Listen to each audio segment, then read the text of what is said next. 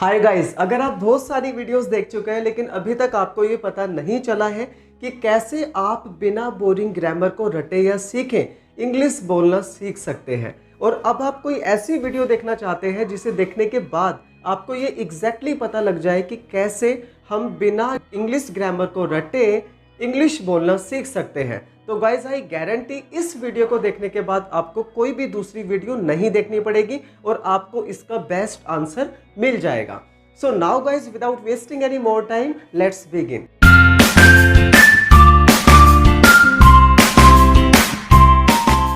Welcome back to my channel Bittu's Amazing Classes. For the new faces, this is Bittu back again with an amazing video on English. तो guys एक बहुत बड़ी बहस है इस बात को लेकर कि क्या हम बिना इंग्लिश ग्रामर को पढ़े इंग्लिश बोलना सीख सकते हैं या नहीं। बहुत सारे बड़े बड़े यूट्यूबर्स, बहुत सारे बड़े बड़े टीचर्स का ये कहना है कि हम बिना इंग्लिश ग्रामर के इंग्लिश को बोलना सीख सकते हैं। तो क्या ज़रूरत है बोरिंग ग्रामर को पढ़ने की। तो गाइज इसी चीज़ को हम समझेंगे क्योंकि ये पूरी तरह पॉसिबल है, लेकिन कैसे है ये हमें समझना है। तो गाइज एक ऐसा बच्चा जो कभी स्कूल नहीं गया, जिसने घर पर भी किसी भी तरह की पढ़ाई नहीं की, फिर भी वो हिंदी बोलना सीख जाता है। आपने भी देखा होगा, आपके आसपास भी कुछ ऐसे लोग होंगे जिनको हम अनपढ़ कहते हैं, जो कभी स्कूल नहीं गए, ना उन्होंने घर पर किसी तरह की पढ़ाई की, और वे लोग हिंदी बोलना सीख जाते हैं बिना हिंदी व्याकरण के। और इसी तरह गाइज वे लोग जो ऐसी जगह पर पैदा हुए जहाँ पर इंग्लिश बोली जाती है, वे बिना इंग्लिश ग्रामर को पढ़े इंग्लिश बोलना सीख जाते हैं। तो गाइज इससे ये बात बिल्कुल क्लियर है कि हम किसी भी लैंग्वेज को उस लैंग्वेज की ग्रामर को पढ़े बिना उसे बोलना सीख सकते हैं। ये बात तो गाइज इससे बिल्कुल क्लियर है, लेकिन कैसे, इस प्रोसेस को हमें डिटेल में समझना होगा, जिससे कि हम भी बिना बोरिंग इंग्लिश ग्रामर को पढ़े इंग्लिश बोलना सीख जाए। आप यही तो चाहते हैं, इसीलिए तो आप इस वीडियो को देख रहे हैं ना। तो गाइस साइंटिफिकली स्पीकिंग, अगर मैं वैज्ञानिक तौर पर कहूँ तो साइंस ऐसा मानती है कि किसी भी लैंग्वेज को सीखने के लिए सबसे इंपॉर्टेंट चीज़ होती है इन्वायरमेंट। वही इन्वायरमेंट जो हमको मिला, ओके, हमारे देश में जो हमको मिला, और हम बिना हिंदी व्याकरण के हिंदी बोलना सीख गए। और इसी तरह वे लोग जो कभी स्कूल नहीं गए, घर पर भी किसी तरह की पढ़ाई नहीं की, वे लोग हिंदी बोलना सीख गए बिना हिंदी व्याकरण के। तो गाइस इसी इन्वायरमेंट को हम डिटेल में समझते हैं। तो गाइस हमारे देश में वे लोग जो कभी स्कूल नहीं गए, उन्होंने घर पर भी किसी तरह की पढ़ाई नहीं की, वे हिंदी बोलना सीख गए क्योंकि उन्हें एक ऐसा इन्वायरमेंट मिला जहाँ पर उन्होंने हमेशा सिर्फ एक ही लैंग्वेज सुनी, वो थी हिंदी, ओके। और फिर उन्होंने क्या करा, हमेशा हिंदी को ही बोलने की कोशिश की, ओके। हिंदी उन्होंने सुना, 24 घंटे उनके कानों में सिर्फ एक लैंग्वेज गई, वो है हिंदी। और फिर अपनी बात कहने के लिए उन्होंने हिंदी में ही सोचा और हिंदी में ही बोला।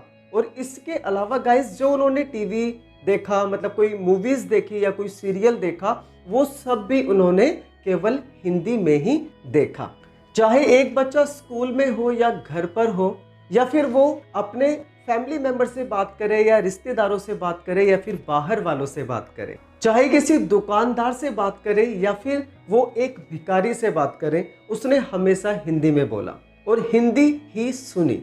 इस वजह से वो हिंदी बोल पाया। और इतना ही नहीं guys, even in our dreams, हमने अपने सपनों में भी हिंदी बोली, हिंदी में ही सोचा। तो गाइस जाने अनजाने में हमारी हिंदी की प्रैक्टिस होती रही, हम लोगों को समझने की कोशिश करते रहे सिर्फ हिंदी लैंग्वेज में, अपनी बात कहने की कोशिश करते रहे सिर्फ हिंदी लैंग्वेज में। और गाइस आपने एक बात सुनी होगी, ऐसा कहते हैं कि नथिंग इज परफेक्ट, कोई भी चीज़ परफेक्ट नहीं होती और ना ही कभी हो सकती है, लेकिन फिर भी विद्वान लोगों का कहना है कि practice makes a man perfect, कि प्रैक्टिस एक इंसान को परफेक्ट बना देती है। और गाइज यही प्रैक्टिस हमारी 24 घंटे होती रही, कई सालों तक होती रही, जब जाके हम जब 2.5-3 साल के हुए हम हिंदी बोलना सीख गए।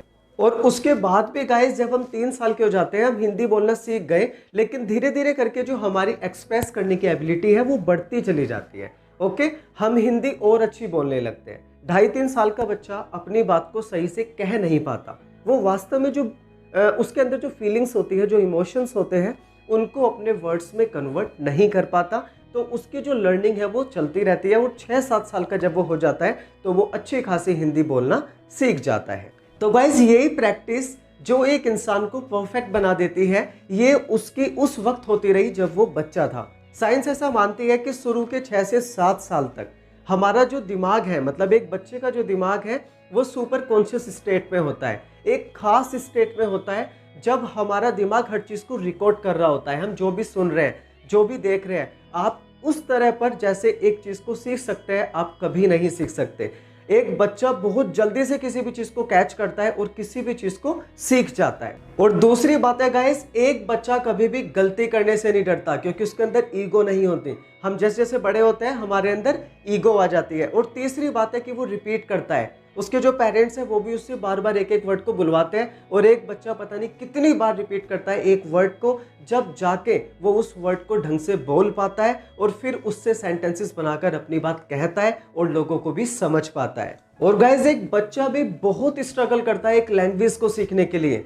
वो बहुत बार रोता है, हजारों बार रोता है, क्योंकि वो अपने दिल की बात अपने पेरेंट्स से या किसी भी अपने से कह नहीं पाता, वो बस रोता है। ओके, तो धीरे धीरे करके वो बोलना सीखता है। वो भी बहुत स्ट्रगल करता है, हजारों बार रोता है, हजारों बार किलसता है, जब जाके वो अपनी मदर टंग को सीख पाता है।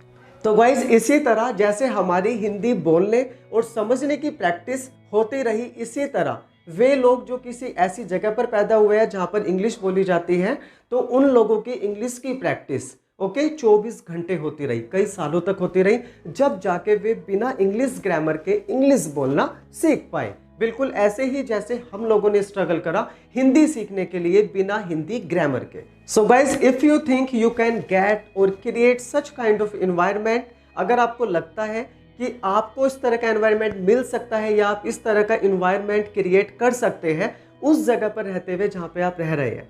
किस तरह का environment?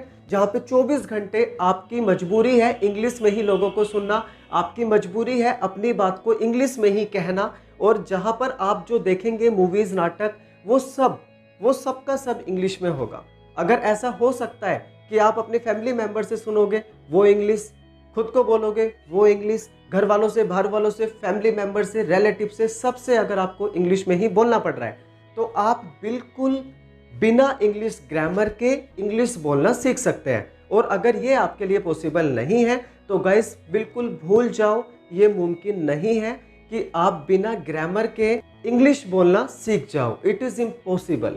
So guys, this wrong belief system that you will be able to speak English living at such a place where few people speak in English is just going to make you kill your time. And I just want to make you get rid of this wrong belief system, which is why I have created this video. तो guys, question होना चाहिए कि हम कितनी grammar सीखें, किस तरह सीखें, किस ऑर्डर में सीखें कि हम अच्छी इंग्लिश बोल पाए।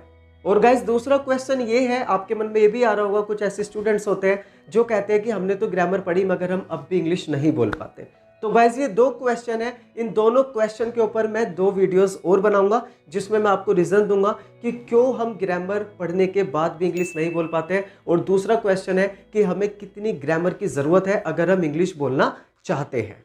So guys, that's all for today. अगर आपको वीडियो अच्छी लगी तो प्लीज़ इसे लाइक करें और मेरे चैनल को सब्सक्राइब करके बेल आइकन को प्रेस करें, जिससे कि मेरी आने वाली अच्छी वीडियोस के बारे में आपको पता चलता रहे। मैं फिर आऊँगा गाइज एक और इंटरेस्टिंग वीडियो के साथ। Till then take care and good bye.